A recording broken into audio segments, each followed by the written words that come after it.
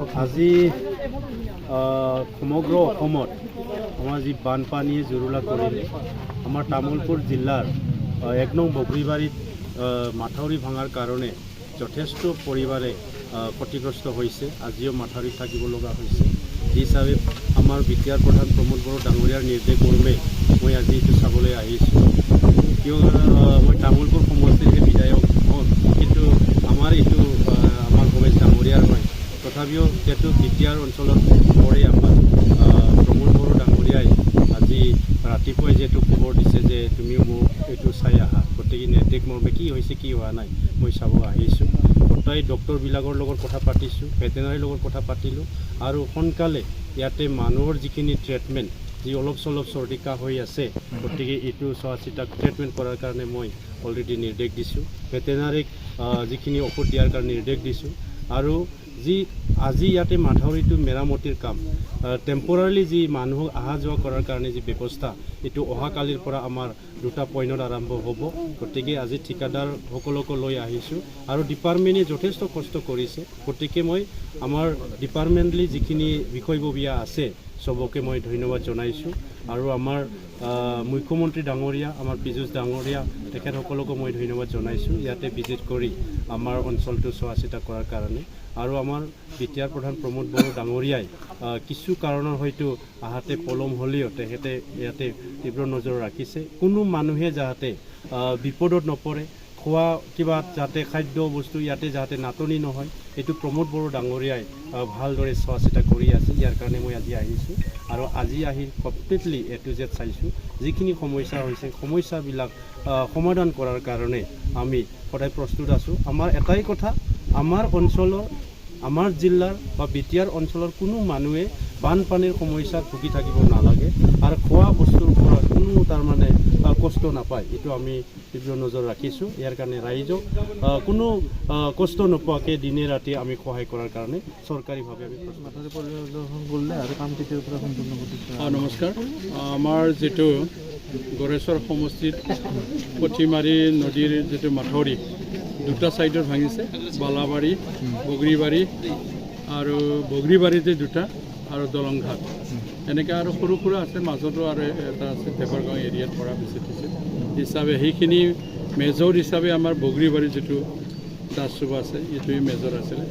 এইটো আমি বৰ্তমান ডিচিশ্যন ল'ব পৰা নাই।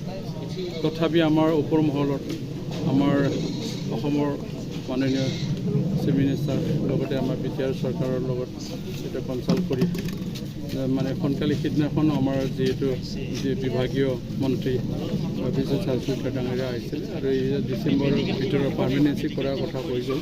আৰু যিটো আমাৰ এই সৰুকৈ ফাৰ্ষ্টত বগৰীবাৰী ভাঙিছে এইটো কাম কৰিয়েই আছে, ষ্টাৰ্টিং এতিয়া মানে যা যোগাৰবিলাক লৈছে আৰু যিখিনি সৰু সুৰা আছে দলংঘাট আৰু মাজত বগৰীবাৰী যিটো এইখিনিও কাম ষ্টাৰ্ট হৈছে। এইখিনি মানে আগতীয়াকৈ ক্ল'জ কৰিম, যিহেতু এইটো মেজৰ পইণ্ট। এইটো মানে 2 দিন পিছত যিটো ৰিং বানো হ'ল আৰু যাতায়াতৰ ব্যৱস্থা কৰাৰ কাৰণে সুবিধা কৰাই দিব বুলি আমাৰ মন্ত্ৰী ডাঙৰীয়াই কৈছে। হিচাপে আমি আজি যিহেতু আমাৰ মাননীয় তামোলপুৰ সমষ্টিৰ বিধায়ক জলেন ডেমাৰী আহিছে মোৰ সমষ্টিত, তেখেতক মই ধন্যবাদ দিছোঁ। তেখেতে গোটেইখিনি কথা মানে ইয়াত খবৰ লৈছে, মানুহখিনি কি পাইছে কি পোৱা নাই, কি হৈ ৰেচন পাতি পাইছে নে নাই আৰু ক'ত কি হৈছে সেইখিনি কথাবিলাক তেখেতেও যিহেতু বিধায়ক মানে বিধানসভা মজিয়াত তেখেতে সেইটো মানে উত্থাপন কৰিব আৰু হিচাপে তেখেতৰ যিখিনি জিলাৰো তেখেতে সভাপতি হিচাপে তেখেতৰ যিখিনি কৰিণীয় আছে কৰিব বুলি কথা দিছে ৰাইজক। আৰু হিচাপে মই জানাত কোনো মানে বিভাগীয় কৰ্তৃপক্ষসকলে বহি থকা নাই।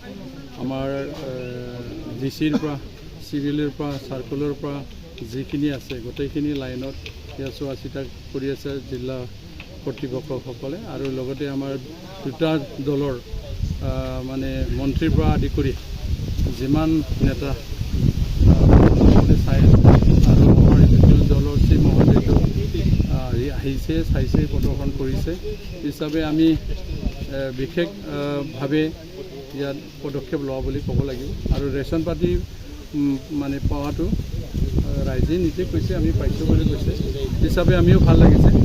এতিয়া বেছিভাগ মই যোৱাকালি যিখিনি মই ঘূৰিলোঁ মাটিকাটা এৰিয়াত বিশেষভাৱে এতিয়াও মানে এক আঁঠুতকৈ বেছি পানী আছে।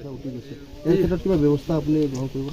এই হাৰি জৰা বুলি কথা নাই, যিহেতু পশ্চিম লাহাপাৰাত নৌঘৰে গৈছে, তাৰে হাতীমূৰাত যিটো মানে নতুনকৈ তুলসীবাৰীত যোৱা দলংখন বনাইছে, তাৰে উত্তৰ ছাইডত 6 ঘৰ মানুহ গৈছে, ইয়াত 14 ঘৰে গ'ল, ইয়াতো মানে কম হ'লেও 25 ঘৰ আমাৰ বগৰীবাৰী ইয়াতে গৈছে, আৰু তাৰপিছত দলংঘাটতো 4 ঘৰ বিশেষভাৱে সিহঁতত বিধ্বস্ত হৈছে। ইয়াৰ সেই হিচাপে আমাৰ চিফ মহোদয়ৰ লগত কথা পাতিছিলোঁ, তেখেতে কৈছে কম দিনৰ ভিতৰত তেখেতসকলক কিবা এটা ভাল সংস্থাপনৰ ছেটেলমেণ্টৰ কথা মানে কৰাই দিম বুলি আমাক কথা দিছে। মথাউৰি নিৰ্মাণ কিমান দিনৰ ভিতৰত সম্পূৰ্ণ হ'ব? এইটো মানে বতৰৰ কথা, এতিয়া যিহেতু মাটিৰ প্ৰয়োজনীয়তা আছে, মাটি খান্দিব জেগা লাগিব, গাড়ী ঘোঁৰা অহা সুবিধাটো থাকিব লাগিব, হিচাপে আমি যিখিনি সৰু সুৰা আছে সেইখিনি ক্ল'জ কৰি ল'ম। মেজৰখিনি আমি টেকনিকেলি যেনেকৈ মানে কৰিব পাৰোঁ, কি ক্ৰাইটেৰিয়াত আমি এইটো ক্ল'জ কৰিব পাৰোঁ, এই পদ্ধতিটো আমাৰ টেকনিকেলৰ অফিচাৰসকলে আছে, ইঞ্জিনিয়াৰ ডাঙৰীয়া আছে, তেখেতসকলে আছে, যিহেতু আমি যিটো মানে কি বেগ বুলি কয় এইটো জিঅ' বেগ দ্বাৰাই কাম কৰা প্ৰচেষ্টা হাতত লৈছে। এইখিনি কথা বিশেষ